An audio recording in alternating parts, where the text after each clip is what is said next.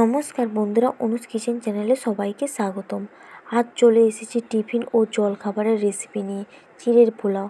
যেমন বাচ্চাদের স্কুলের টিফিনে চিড়ের পোলাও অনায়াসে দেওয়া যায়, আবার সকালে ব্রেকফাস্টে এই চিড়ের পোলাও বানিয়ে খাওয়া যেতে পারে। তো চলো বন্ধুরা, দেখে নেওয়া যাক আজকের রেসিপি চিড়ের পোলাও। আমি এখানে একটি পাত্রে চিড়ে নিয়ে নিয়েছি। বাজারে তো অনেক রকমের চিড়ে পাওয়া যায়, আমি এখানে নিয়ে নিয়েছি মোটা চিড়ে।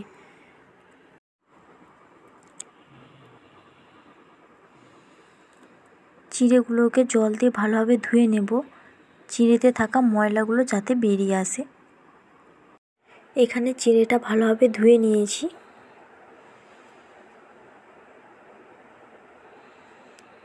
দিয়ে দিলাম সামান্য পরিমাণে লবণ, 1 চামচ চিনি। এরপর উপকরণগুলো ভালোভাবে চিড়ের সাথে মিশিয়ে নেব।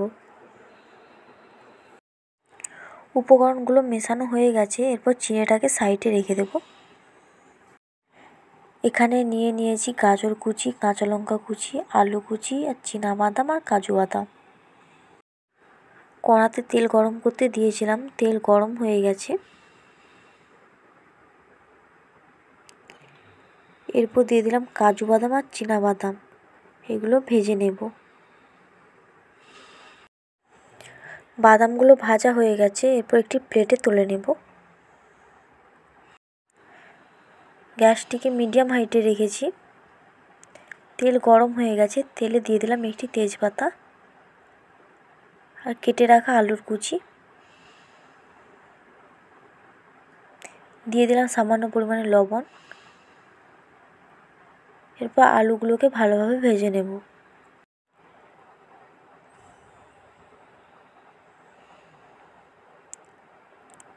দেখুন আলুগুলো ভাজা হয়ে গেছে।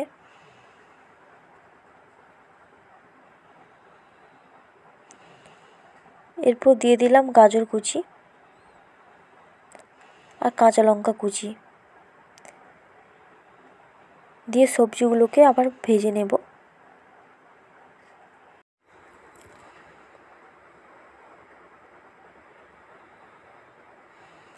সবজিগুলো ভাজা হয়ে আসলে দিয়ে দিলাম 1 চামচ হলুদ গুঁড়ো।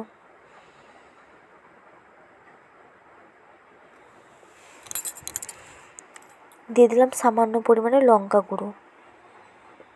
এরপর সবজিগুলোর সাথে মশলাগুলো মিশিয়ে নেব। সবজিগুলো ভাজা হয়ে গেছে, এরপর চিড়েগুলো দিয়ে দিলাম।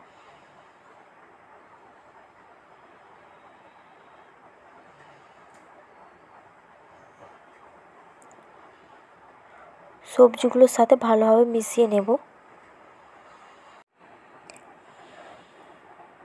সবজিগুলোর সাথে চিড়েটাকে ভালোভাবে মিশিয়ে নিয়েছি। এরপর সামান্য পরিমাণে জল দিয়ে চিড়েটাকে সেদ্ধ করে নেব।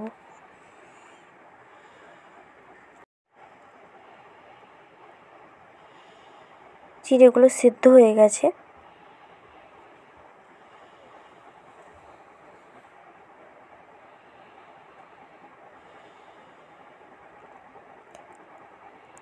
দিয়ে দিলাম এলাচ গুঁড়ো,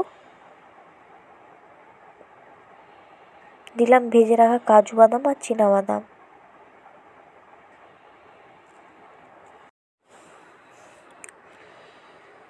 দিয়ে দিলাম কিশমিশ। এরপর বাদামগুলো চিড়ার সাথে ভালোভাবে মিক্সড করে নেব। তো তৈরি হয়ে গেল আজকে চিড়ের পোলাও রেসিপি। আপনাদের রেসিপিটা যদি ভালো লেগে থাকে অবশ্যই চ্যানেলটিকে লাইক, শেয়ার, কমেন্ট করে দেবেন। আর যারা আমার চ্যানেলে নতুন তো অবশ্যই সাবস্ক্রাইব করে দেবেন। ভালো থাকুন, সুস্থ থাকুন।